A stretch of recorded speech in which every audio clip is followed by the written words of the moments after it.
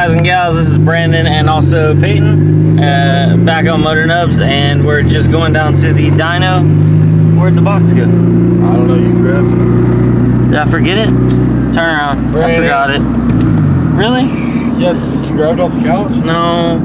Alright, we gotta turn back around. I forgot my feed line. We were heading down to the dyno to go put a feed line on my car, because if you saw one of the last videos, my feed line's busted.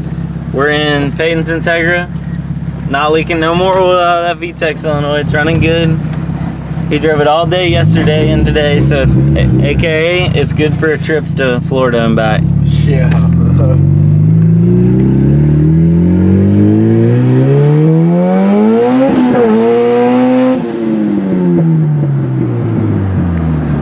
We're too close to home. We gotta wait. All right, we're back.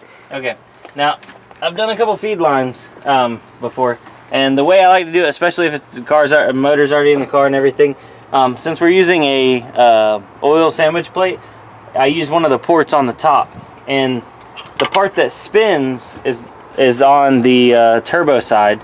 That side is solid, so what you got to do is start it by hand, and then you twist it around like this once you get it started by hand. See, you twist it around, and once you get it as tight as you can like this, you just put a wrench on it and snug it. Don't do this side first and then go to put that side on, because then you'll never be able to get that tight, and it's just a pain. If you're using a T-block, which, hold on, I think this came with one. Are you not using a T-block? You use a sandwich plate? I had one with this motor.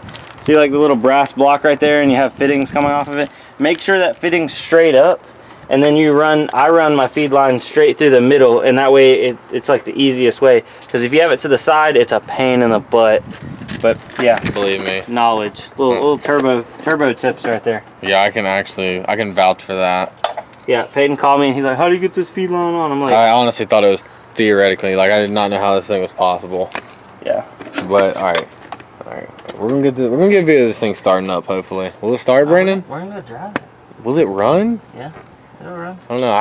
Wow, it's the first time I've seen it since it's not like Tennessee tilting anymore. Yeah, it'll run. He's got normal expansion on it. All right, we'll be back. Alright guys, so the car seems to be running pretty good now with the new oil line on. I'm going to do a couple little pulls just to make sure she's not leaking, and then go check the oil. And yeah, so thank you guys for watching. This is Brandon on Motor Nubs, and I'll see you on the next one. You just want to do 3 horns? Yeah. Alright.